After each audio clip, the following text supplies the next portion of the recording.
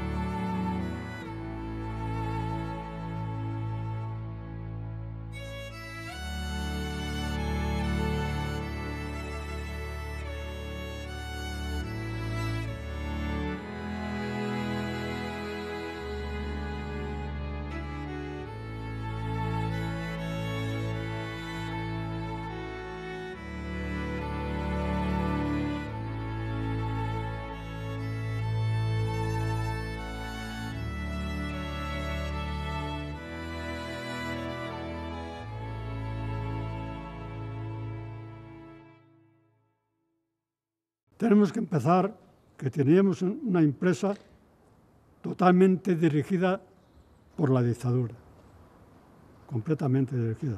Un consejero de la empresa era nada menos que el Virán del Bosch, ¿eh? No creas que era una empresa que manejaba cualquiera. El director de esta empresa, el belga, que le llamaban, pues era consejero del gobierno de Franco. Entonces las raíces eran totalmente fascistas y franquistas. Las condiciones laborales de aquí son incluso peores que las de Asturias. Es decir, hay un trato inhumano por parte de los jefes. Las condiciones de trabajo, pues aquella estabas en las condiciones que te mandaban, más o menos. O sea, que tú entrabas a la mina y sabías cuándo entrabas, pero a ver a qué hora salías. La producción había que sacarla y eso era esencial por encima de cualquier otra cosa. Hay una situación de seguridad absolutamente indignante. No tenían ni guantes, ni casco, es decir, la situación en la que trabajaba era tremendamente difícil, y después económicamente, es decir, el salario era absolutamente un salario de miseria.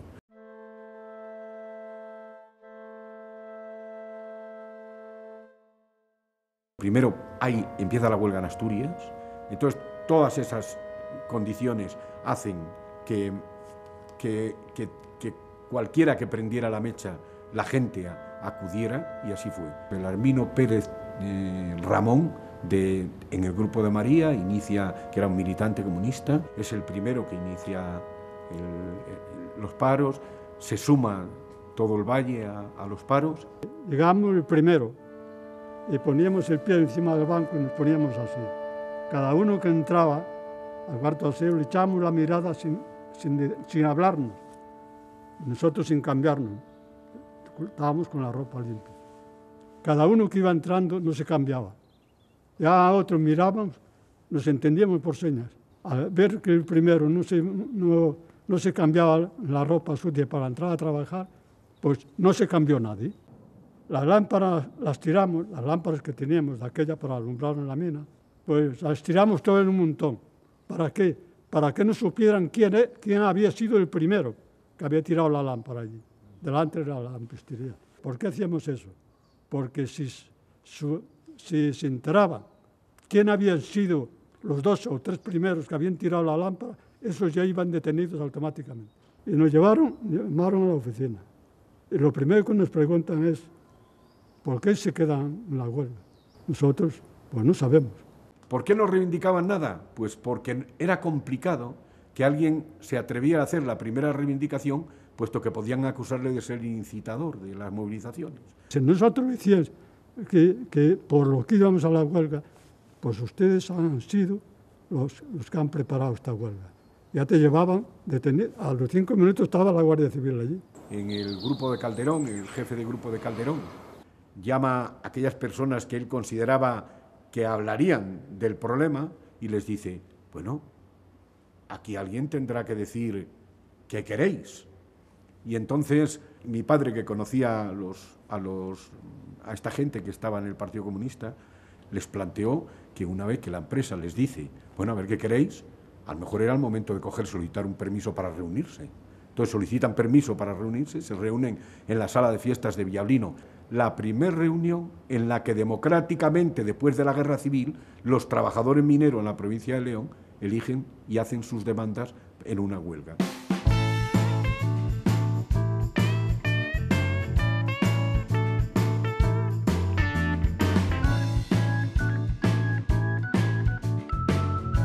En esa reunión donde participamos todos, pues ya fue donde realmente se crearon las comisiones obreras. Y esta comisión no se puede deshacer. Esta comisión tiene que seguir trabajando. Eran personas que sabían muy bien, ¿no?, las condiciones tan duras, tan difíciles en las que había que luchar contra la dictadura, y aportaban, yo creo que lo que es la idea más inteligente de las comisiones obreras, que la lucha por la libertad era indisociable de la lucha por el trabajo, por dignificar las condiciones laborales. Benjamín Rubio y yo trabajamos en el mismo grupo. Necesitamos gente de otros grupos, gente, buenos trabajadores, gente seria y honrada, que efectivamente que los compañeros fiaran en ellos cuando hablaran algo de cualquier cosa. Aquí la primera comisión obrera que se elige para negociar unas peticiones que no defienden el sindicalismo vertical en aquel momento, es aquí. Es decir, se crea una comisión para defender lo que los trabajadores en una asamblea, que eso a mí me parece mucho más, incluso más trascendental, en una asamblea democráticamente deciden que hay que plantearle a la empresa 15 días después de haber empezado una huelga. Las mujeres tuvieron un papel importantísimo en el movimiento, en la Ciana, porque eran las que los mineros no podían ir a cortar la carretera porque les sacudían, pues iban las mujeres. Y alguna cobró también, ¿eh? O sea que también hubo de todo. La minería de la cuenca leonesa, o en Valladolid, ¿no?, o en Ávila, ahí era mucho más difícil luchar y trabajar en clandestinidad que en la SEA de Barcelona, ¿no?, donde yo encontré más sabiduría, ¿no?, y una aportación más encomiable por lo que entrañaba de esfuerzo, ¿no?, de dificultad y de riesgo. Había que echarle mucho más coraje, ¿no?, para organizar una huelga como la huelgona en el 62, ¿no? Y aquí hubo una gran represión, ¿eh?, en el tema de aquí la Guardia Civil y un comandante del ejército que mandaron aquí vino a dar leña, pero bien. El mérito de esta gente, de todos ellos, es en la situación en la que estaban moviéndose. Eso es lo que la gente tendría que entender hoy. Es decir, no estamos hablando de esta situación, estamos hablando de los momentos más duros del franquismo, de los más duros del franquismo. Y esta gente se reúne, hace peticiones y al final va a una comisión a negociarlas con la empresa. Eso es. Y eso fue en el 62. Que luego figura que fue la Camocha, pues me parece bien, no pasa nada.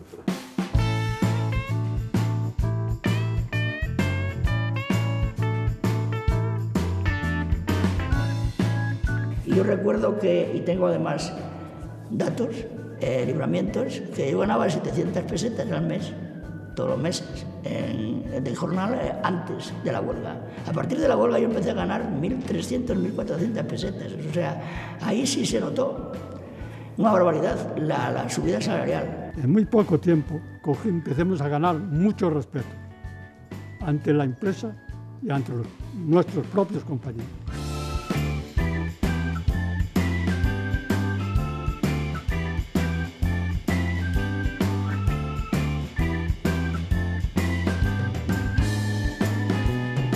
Aquella comisión de alguna forma se puede considerar ya aquella comisión que es donde empezaron las comisiones obreras, porque a partir de allí ya empezamos a reunirnos gente del partido en la casa de Ramiro Pol.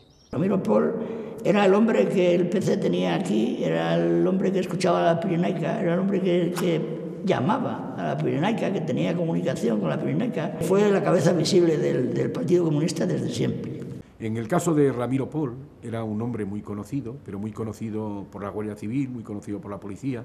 A Ramiro Pol le levantaron el piso de la casa buscando una emisora, porque cualquier cosa que ocurría en la Ciana, la noche aquella ya la Pirenaica lo estaba denunciando, y entonces, claro, evidentemente eso no llegaba por carta, eso tenía que ser a través de una emisora. A Ramiro Pol le levantaron el piso, Ramiro Pol lo metieron en la cárcel, en fin, era un hombre del Partido Comunista.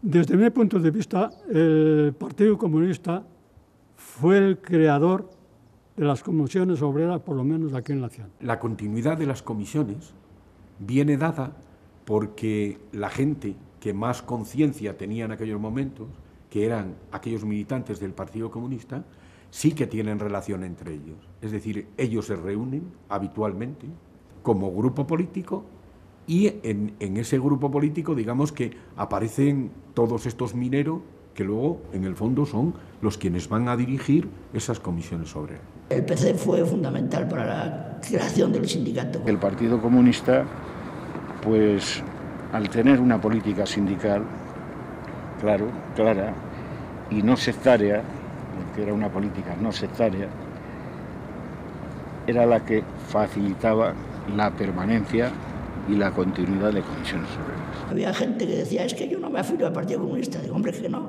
que te estás afiliando a comisiones obreras, no al Partido Comunista. Y había gente que eso no lo acababa de comprender.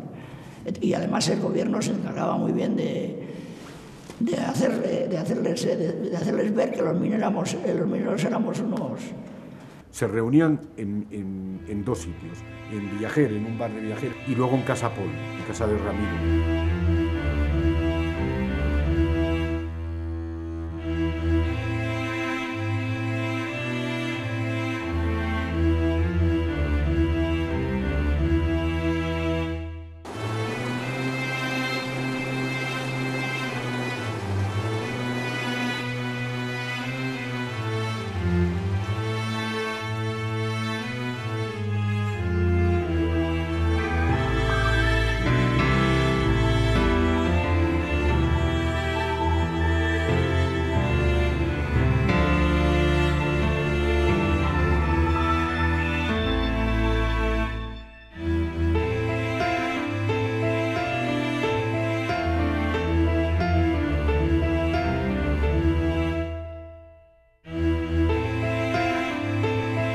En las huelgas de verdad fuertes coincidía todo.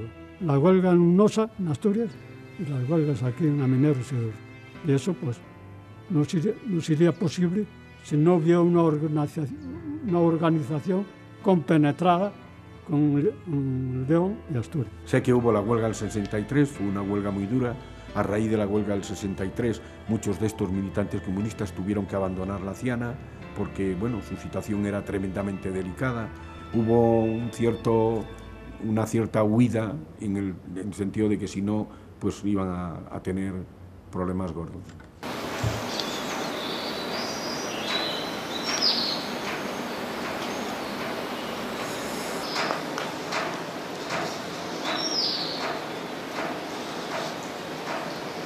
Aquí en la Ciana, digamos, los militantes del Partido Comunista, pues tenían el concepto de que deberían ir a luchar dentro del sindicato vertical por conseguir, digamos, poder dentro del sindicato vertical donde poder manejarse. Nosotros cuando entramos en el vertical estábamos viendo que el sindicato vertical era lo que era, no era la solución para los trabajadores, porque no daban solución a los trabajadores. Ahí lo que se hacía era un conglomerado, ahí estaban representadas las empresas y todo el mundo en el mismo sitio y en el mismo cajón, y eso no valía. Entonces, quienes defendieran los intereses o quienes empezaron a defender los intereses de los trabajadores de verdad fueron las comisiones obreras.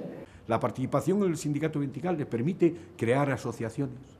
Es decir, hay una asociación que en realidad fue Comisiones Obreras, era Comisiones Obreras, que se reunía, que llegó a tener 300 y pico afiliados, que llegó a alcanzar los 500, es decir, era una asociación que verdaderamente era ya, digamos, el germen de lo que luego fue el sindicato de Comisiones Obreras en la Ciana. Desde esa asociación, ya metidos, elegidos, ya nos eligieron prácticamente a los que estaban metidos ya en las comisiones obreras, salimos elegidos en todos los sitios. En el sindicato vertical ya participamos como miembros de comisiones obreras, sabiendo todos que éramos de comisiones obreras y sabiéndolo todo el mundo, claro, no éramos nosotros solos.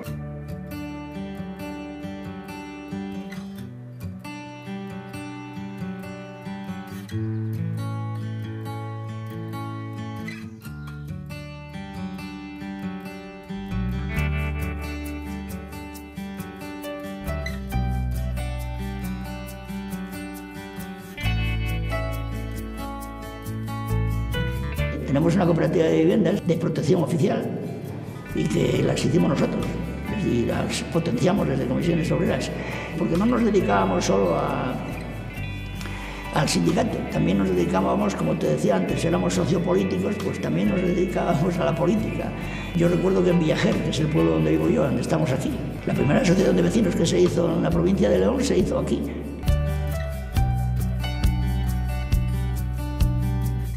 La empresa se salió con la suya diciendo que había sido un accidente fortuito y para nosotros, los de comisiones obreras, por lo menos había sido una explosión de grisur descaradamente.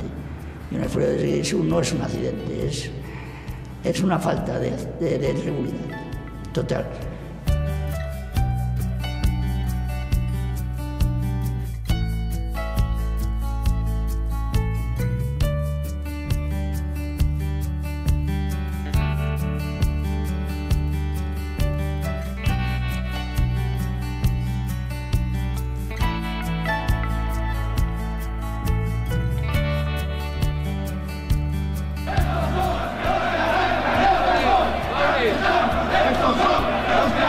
Compañeras y compañeros, ya estamos en Madrid,